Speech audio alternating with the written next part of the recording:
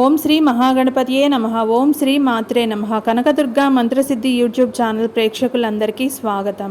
ఆ అమ్మవారి చల్లని చూపుతో అందరూ సుఖ సంతోషాలతో ఆయురారోగ్యాలతో అష్టైశ్వర్యాలతో వర్ధిల్లుతున్నారని ఆశిస్తున్నాము. కార్తీక మాసం అంటే శివకేశవులకు అత్యంత ప్రీతికరమైనది. అయితే ఈ కార్తీక మాసంలో వచ్చే కోటి సోమవారానికి చాలా ప్రాముఖ్యత ఉంటుంది. కోటి సోమవారం రోజున చేసే పూజలకు కోటి రెట్లు పుణ్య ఫలితం లభిస్తుందని పండితులు చెప్తున్నారు. కార్తీక మాసంలో శ్రవణ నక్షత్రంతో కలిసి వచ్చే రోజును కోటి సోమవారంగా అంటారు. అయితే ఈ సంవత్సరం నవంబర్ 9వ తేదీ శనివారం రోజు కోటి సోమవారం వచ్చింది. కోటి సోమవారం రోజు ఇంట్లో పూజ చేస్తే కోటి సోమవారాలు పూజ చేసిన ఫలితాన్ని పొందవచ్చని పండితులు చెబుతున్నారు. కాబట్టి నవంబర్ 9వ తేదీన శనివారం రోజు అంటే కోటి సోమవారం రోజు ఇంట్లో ఎలా పూజ చేయాలి, పాటించవలసిన విధి విధానాలు, అలాగే ఎటువంటి నియమాలు పాటిస్తూ పూజ చేసుకోవాలన్న విషయాల గురించి ఈ వీడియోలో పూర్తిగా తెలుసుకుందాం.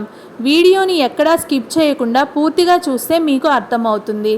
కార్తీక మాసంలో అత్యంత పవిత్రమైన రోజు కోటి సోమవారం. కోటి సోమవారం అంటేనే కోటి సోమవారాలతో సమానమని పురాణాలలో చెప్పబడింది. కాబట్టి కోటి సోమవారం రోజున ఇంట్లో ఖచ్చితంగా పూజ చేసుకోవాలి. ఈ ఒక్కరోజు ఇంట్లో పూజ చేసుకుంటే చాలు, ఆ పరమేశ్వరుని ఆశీర్వాదంతో మీకు అఖండ రాజయోగం సిద్ధిస్తుంది. ఈ రోజున ప్రతి ఒక్కరూ ఉదయాన్నే నిద్రలేచి చన్నీటితో తలస్నానం చేయాలి. ముఖ్యంగా ఈ రోజున పుణ్య నదుల్లో స్నానం చేస్తే మీరు చేసిన పాపాలన్నీ నశిస్తాయి. ఎందుకంటే ఈ రోజున ముక్కోటి దేవతలు అందరూ ఉదయాన్నే పుణ్య నదుల్లో స్నానం చేసి పరమేశ్వరుని పూజిస్తారు. కాబట్టి ఎవరైతే ఈ రోజున పుణ్య నదుల్లో స్నానం ఆచరిస్తారో వారికి ఖచ్చితంగా ముక్కోటి దేవతల ఆశీర్వాదం లభించి వారు తెలిసి తెలియక చేసిన పాపాలన్నీ నశిస్తాయి.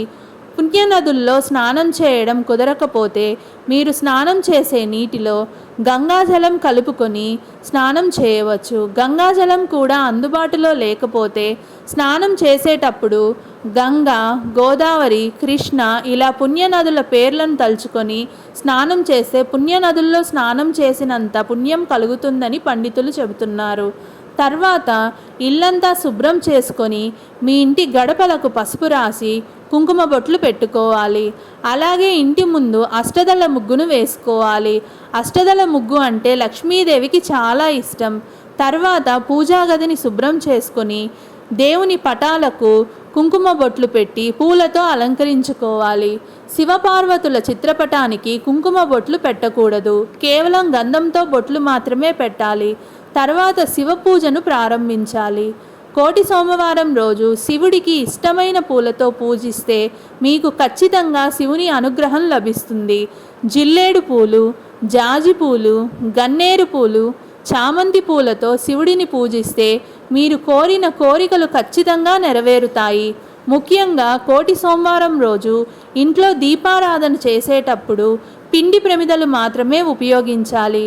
బియ్యం పిండితో 2 ప్రమిదలను తయారు చేసి అందులో ఆవు నెయ్యిని పోసి దీపం వెలిగించాలి. బియ్యం పిండిలో కొంచెం పాలు పోసి ముద్దలాగా చేసి 2 పిండి ప్రమిదలను తయారు చేసుకోవాలి. ఈ పిండి ప్రమిదలకు కుంకుమ బొట్లు పెట్టి మీ పూజా గదిలో ఉన్న శివపార్వతుల పటం ముందు పెట్టి ఆవు నెయ్యితో దీపారాధన చేయాలి. ముఖ్యంగా మీరు పూజను ప్రారంభించే ముందు మీ పూజా గదిలో కొన్ని అక్షింతలను పెట్టుకోండి. ఇక పూజలో నైవేద్యంగా అరటి పండ్లు లేదా బెల్లం ముక్కను నివేదించవచ్చు.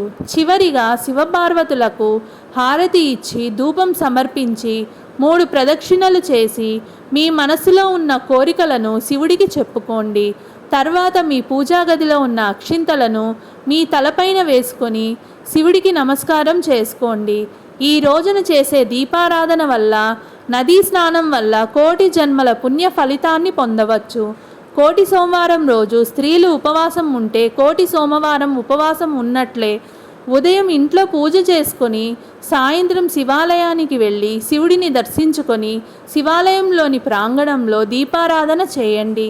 ఈ కోటి సోమవారం రోజు ఆ పరమేశ్వరుడు ముక్కోటి దేవతలతో కలిసి శివాలయంలో ఉంటాడు అని పండితులు చెబుతున్నారు.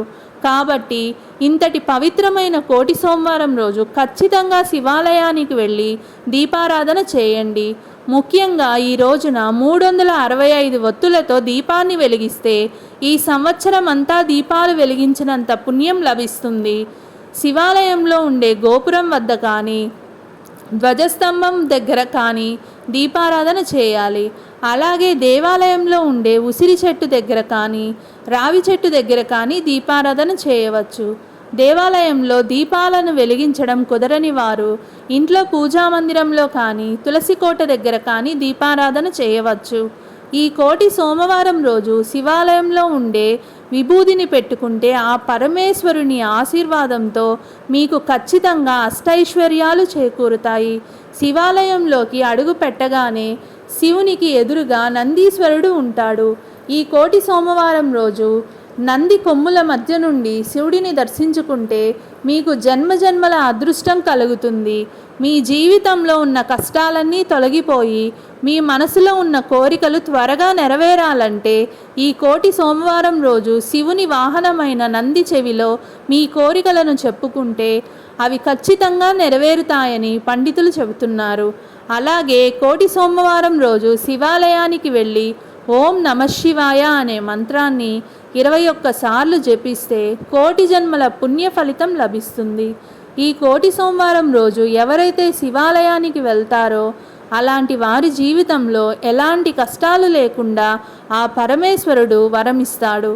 అన్నిటికన్నా ముఖ్యంగా ఈ కోటి సోమవారం రోజు శివుడికి అభిషేకం చేస్తే అనంతకోటి పుణ్య ఫలితం లభిస్తుంది. చెరుకు రసంతో శివుడికి అభిషేకం చేస్తే మీకున్న డబ్బు కష్టాలన్నీ తొలగిపోతాయి.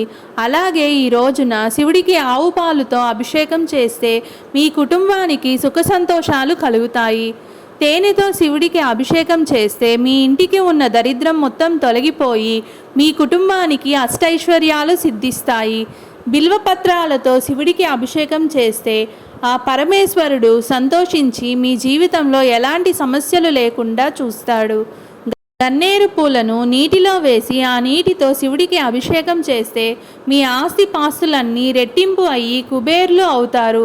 మీరు ఎన్నో రోజుల నుండి భూములు కొనాలని సొంత ఇల్లు కట్టుకోవాలని అనుకుంటున్నారా?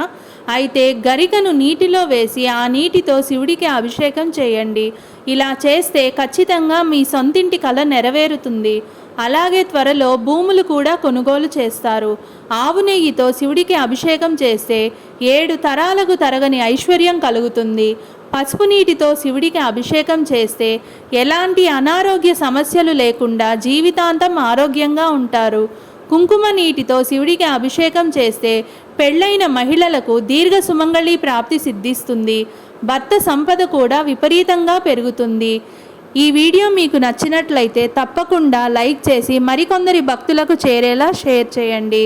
ఇలాంటి ఆసక్తికరమైన వీడియోస్ కోసం ఇంకా మా కనకదుర్గ మంత్రసిద్ధి యూట్యూబ్ ఛానల్ని తప్పకుండా సబ్స్క్రైబ్ చేసుకొని మీ ప్రోత్సాహాన్ని మాకు అందిస్తారని ఆశిస్తున్నాము. సర్వేజన సుఖినో భవంతు.